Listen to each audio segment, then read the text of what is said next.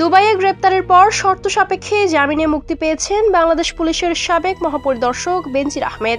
সংযুক্ত আরব আমিরাতের একটি আদালত ২৭ জুলাই তার জামিন আবেদন মঞ্জুর করেন। পরে প্রয়োজনীয় আইনি প্রক্রিয়া শেষে ৩০ জুলাই কারাগার থেকে মুক্তি পান তিনি। তবে মুক্তি পেলেও আদালতের কঠোর কয়েকটি শর্ত মেনে চলতে হবে তাকে। বেনজির আহমেদের বিরুদ্ধে বাংলাদেশে অবৈধ সম্পদ অর্জন, ক্ষমতার অপব্যবহার এবং অর্থ পাচারের অভিযোগে একাধিক মামলা করে দুর্নীতি দমন কমিশন।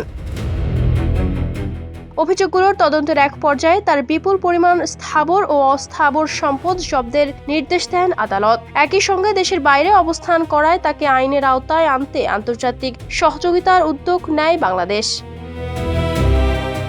এর ধারাবাহিকতায় ইন্টারপোলের সহযোগিতা চাওয়া হয় এবং সংযুক্ত আরব আমিরাতের আইন শৃঙ্খলা বাহিনীর সঙ্গে যোগাযোগ করা হয়। পরে দুবাই পুলিশ তাকে আটক করে। গত ১২ জুন এক আনুষ্ঠানিক চিঠির মাধ্যমে দুবাই পুলিশ বাংলাদেশ কর্তৃপক্ষকে গ্রেপ্তারের বিষয়টি জানায়। এরপর থেকেই তাকে নিয়ে আইনি প্রক্রিয়া শুরু হয় এবং প্রত্যর্পণের সম্ভাবনাও আলোচনায় আসে।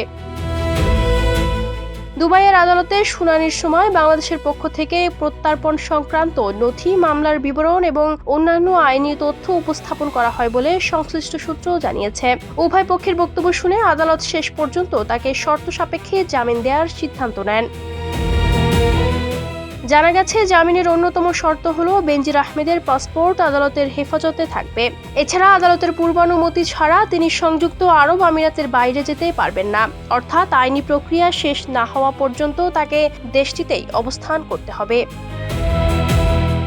কারামুক্তির পর গণমাধ্যমের সঙ্গে সংক্ষিপ্ত প্রতিক্রিয়ায় বেনজির আহমেদ বলেন, আদালতের নির্দেশ অনুযায়ী তিনি জামিনে মুক্তি পেয়েছেন এবং শারীরিকভাবে সুস্থ আছেন। তবে মামলাটি বিচারাধীন থাকায় এ মুহূর্তে আইনি বিষয়ে বিস্তারিত মন্তব্য করতে চান না বলেও জানান তিনি।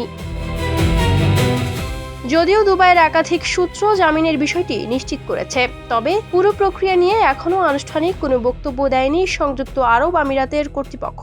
অন্যদিকে বেনজির আহমেদের বিরুদ্ধে দায়ের করা মামলাগুলোর তদন্ত ও আইনি কার্যক্রম বাংলাদেশে চলমান রয়েছে। তাই ভবিষ্যতে তাকে বাংলাদেশে প্রত্যর্পণ করা হবে কিনা, নাকি সংযুক্ত আরব আমিরাতেই আইনি প্রক্রিয়া চলবে, সেই প্রশ্নের উত্তর এখনও স্পষ্ট নয়।